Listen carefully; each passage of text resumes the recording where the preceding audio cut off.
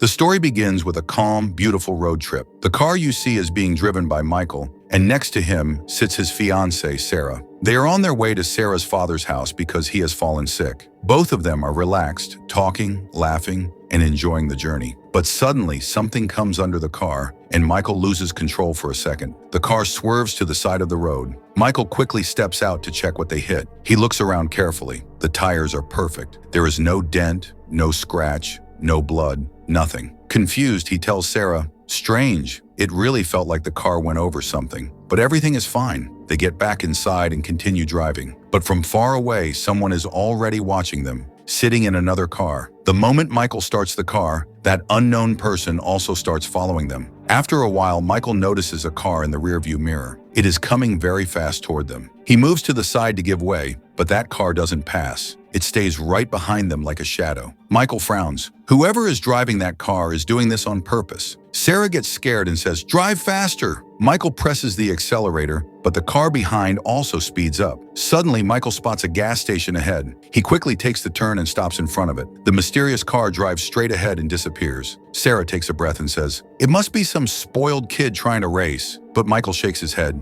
"No, that felt like a psycho, maybe even a killer." Sarah rolls her eyes and jokes, "You seriously need to stop watching detective movies." Michael tells Sarah to call her father and inform him they'll be late, but there's no network. He sighs. "I don't think this old gas station will have a phone either." They walk to the small restaurant behind the gas station. A waiter named Mark welcomes them with a smile. Sarah whispers to Michael, "Let's not waste time." But Michael replies, "We're already here. I'm not leaving without eating something." They sit down. Michael slowly says, "Maybe we should delay our wedding for some time. Your father is sick. Let him get better first." Sarah doesn't like this and stays silent. Just then, a waitress named Kelly comes to take their order. Michael says, "Give us 5 minutes." Kelly smiles and says, "No hurry. We barely see living people here anyway." She puts a few coins on the table. Surprised, Michael asks, "What are these coins for?" Kelly points to a big old machine and says, "Along with water, we give music too. Put these in that machine and play any song you want." Michael gets up, inserts a coin, and chooses his favorite song. But at that exact moment, the same mysterious car appears again outside the restaurant. And even more shocking, the same song that Michael played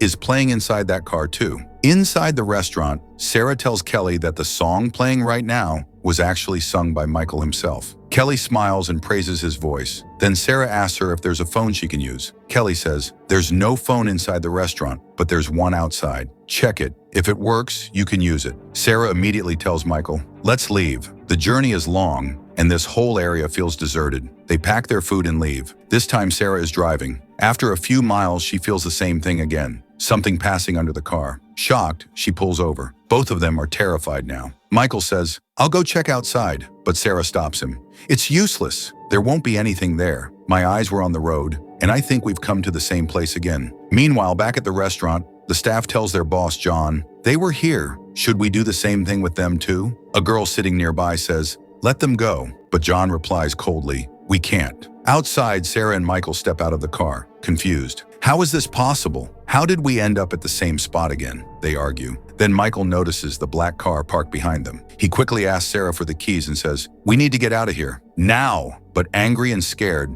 Sarah walks straight toward the black car and shouts, "Who are you?" The man inside, the ferryman, slowly rolls down the window and grins. His teeth are sharp, animal-like. Seeing him, Sarah screams and runs. Michael grabs her, and they sprint back to their car. Sarah starts driving at full speed, while the black car chases them again. Michael asks, "What did you see in that car?" She stays silent, shaking. Then she notices. Their fuel is nearly empty, but they have no option except to keep driving. Suddenly, the gas station appears again, exactly like before. Sarah pulls the car down the slope and stops near the station. The black car speeds past them. They run into the restaurant and Sarah says, "I need to use your phone." Kelly replies, "Of course." "Go ahead," Sarah calls the police and says, "We're trapped on the highway. A strange man in a black car is following us. He wants to kill us." A woman on the line says, "Wherever you are, stay there for a few hours. You're far from the city. It will take some time for a team to reach you." Friends, that was not a real policewoman. The call had connected straight to the restaurant's back office. The officer speaking was actually the restaurant owner, John. John then walks up to Michael and asks calmly,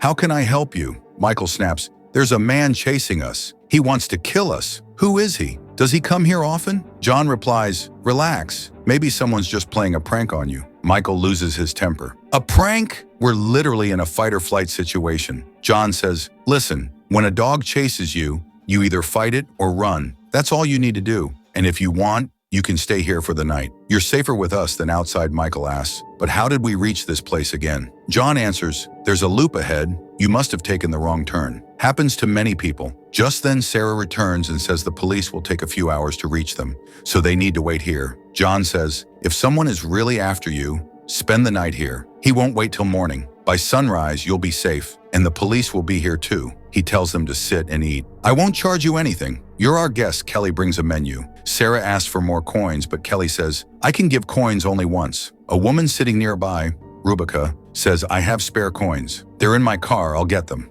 But before she can leave, John rushes over and stops her. He forcefully sends her back inside. Then he tells Sarah and Michael, she's our regular customer. Her mind isn't stable. We know how to handle her. John hands Sarah a coin. She takes it and goes to call her father. When her father answers, the connection is very noisy. She only hears, I'm waiting for you. Come quickly. The call cuts. Just then, we see something disturbing happening behind the restaurant. The owner, John, is dragging Rubica toward a small room at the back of the building. Rubica tries to pull her hand away and says in a trembling voice, please, don't do this. I'm not ready yet. But John looks at her with cold, empty eyes and replies, if you resist, it will only get worse for you. Rubica, terrified, whispers, you're feeding a creature that never stops being hungry. You know that. John doesn't care. He pushes her into room 17, slams the door shut, and locks it. Rubica's voice becomes muffled behind the door as John walks away without looking back. Meanwhile, inside the restaurant, Sarah and Michael have finished their dinner. Mark quietly comes over and places the bill on the table. But before Michael can even touch it,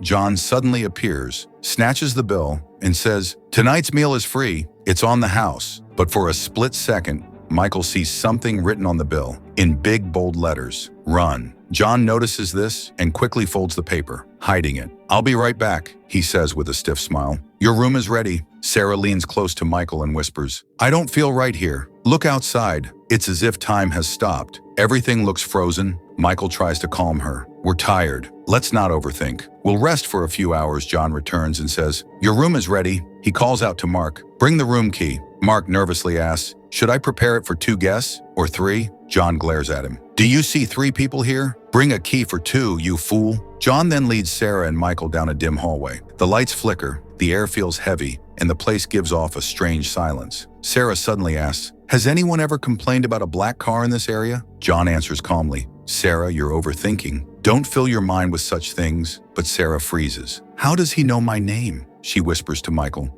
You always call me baby. You never said my name even once today. Michael doesn't have an answer. John unlocks the room door. Before Sarah steps inside, she hears faint, disturbing sounds from the next room, like a girl being forced inside against her will. The muffled crying, the shuffling, the pounding on the wall. It's all too real. Sarah panics. Michael, we have to leave. Right now. Something is very wrong here. John tries to stop them. Please, he says in a low, serious voice. I am requesting you. Go inside your room, but Sarah and Michael don't listen. Their instincts scream danger. They turn around and run, straight through the hallway out of the building, pushing open the main door and rushing to their car. Their hands shake as they unlock it. They jump inside, start the engine, and speed away from the motel without looking back. Inside the restaurant, the staff gathers around John. What happened? One of them asks. John's face hardens. If those 2 escape, all of our lives will be in danger. Kelly pleads, we should help them, John. It's not their fault, John shouts. Enough! Both of you are useless. Back in the car, Sarah and Michael are terrified. The night feels even darker now. They talk about the strange things that happened, how John seemed to know everything, how he watched them, how he reacted. It feels like John already knew what was chasing them and what was after them. Suddenly, Sarah gasps. A dark figure is standing still on the side of the road. Michael slows down slightly. Sarah whispers, Michael,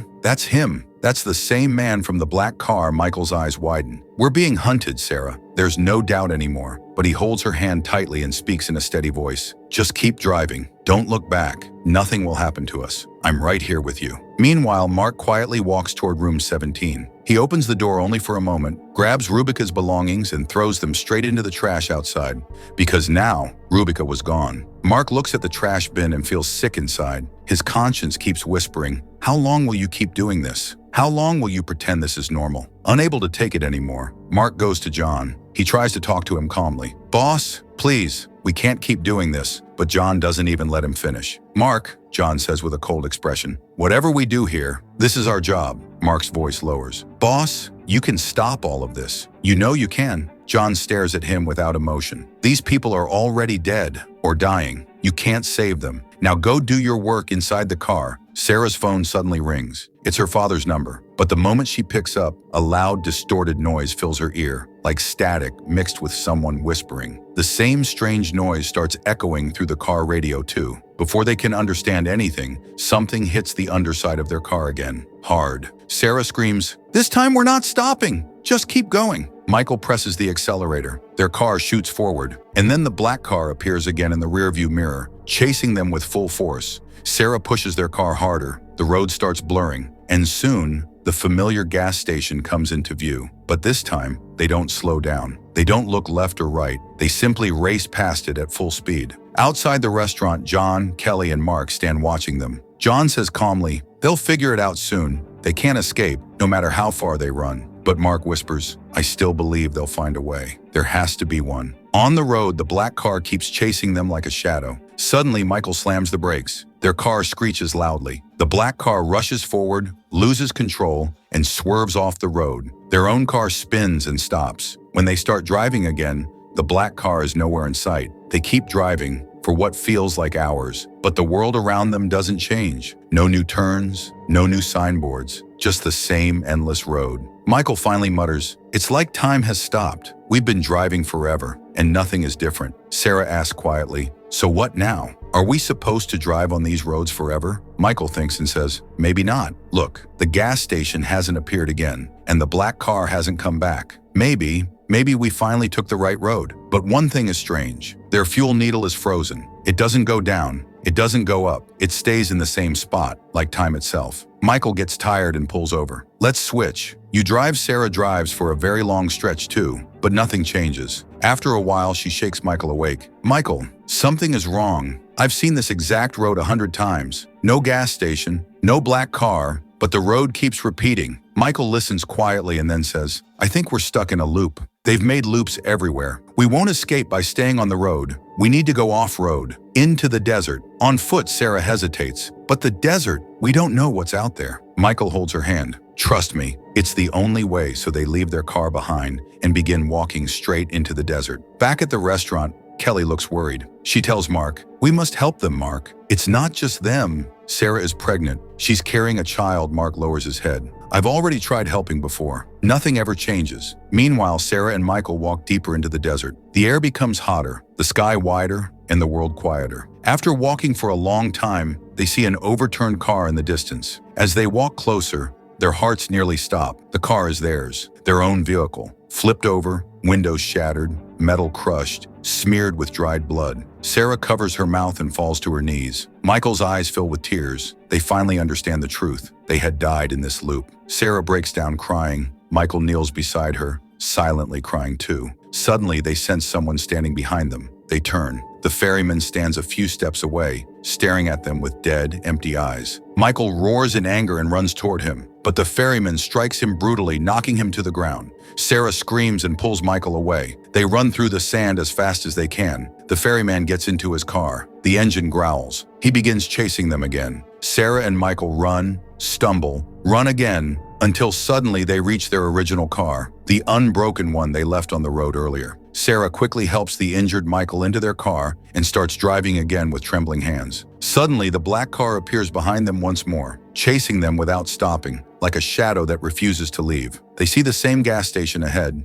again, but this time, they don't stop. They speed past it. Just a few seconds later, the gas station appears again. Sarah's eyes widen. Michael looks shocked too. The loop had become smaller. Now, every few seconds, they were passing the exact same point, like the world around them was shrinking into a tiny circle. Michael's condition keeps getting worse. His breathing becomes heavy. His eyes start closing. Sarah finally has no choice. She pulls the car into the gas station. The black car drives past them and disappears. They rush into the restaurant. Michael collapses into a chair. Sarah tells him softly, "Rest here. Don't move. I'll be right back." She walks toward Kelly and asks, "Where's John?" Kelly points outside. "He's waiting for you." Sarah steps out. She sees John standing near the door, and just a few steps away, the black car. The ferryman stands beside it, staring directly at her with cold, lifeless eyes. Sarah gathers her courage. What is happening here? John looks tired. He sighs slowly. I think you deserve the truth now, he says quietly. This place is between your world and mine. Sarah's heartbeat stops for a moment. What do you mean? Are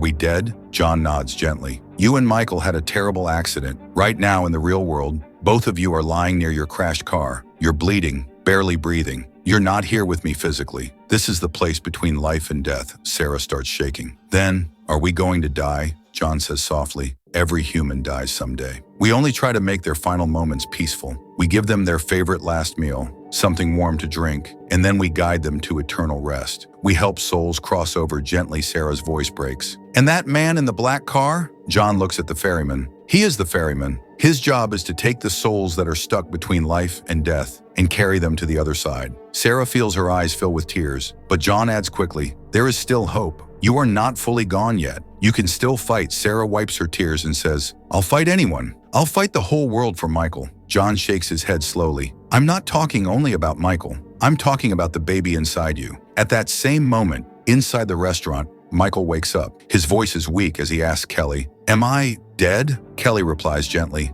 No, but you're dying. You must keep fighting outside. John continues speaking to Sarah.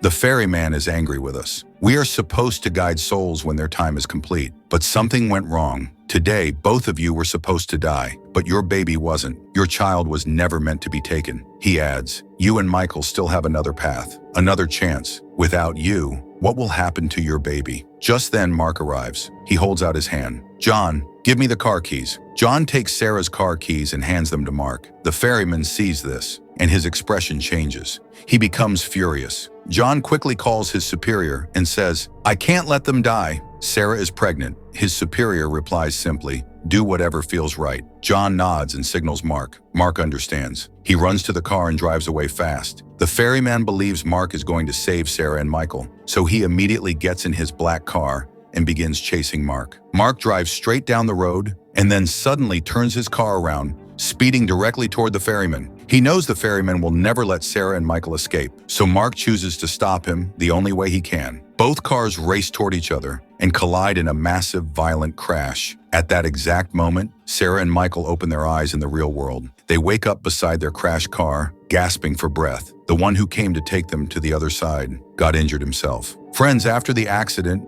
Sarah and Michael were trapped between life and death. They were not alive, but not fully dead either. Their souls kept circling the same stretch of road endlessly, caught in a loop with no end. The restaurant near the gas station was not an ordinary place. It was a resting area for souls who were stuck, a place where final moments were made gentle and peaceful. But when the workers there realized that Sarah was pregnant, that her baby had not yet lived even 1 second of life, they broke the rules. They risked their own existence to help Sarah, Michael, and their unborn child return to life. And that was the story.